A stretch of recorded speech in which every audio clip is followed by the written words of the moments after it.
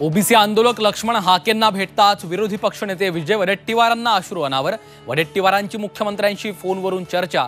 शिष्टमंडळ उद्या हाकेंची भेट घेणार, वडेट्टीवारांची माहिती।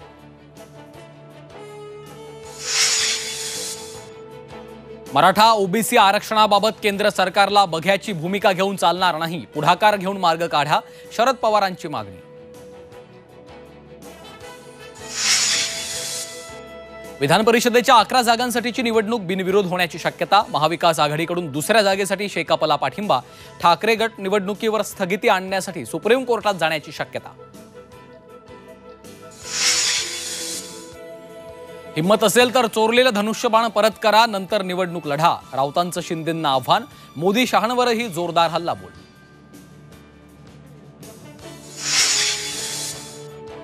नितीश कुमारांना पाटणा हायकोर्टाचा मोठा झटका। 65% वाढीव आरक्षणाचा निर्णय रद्द।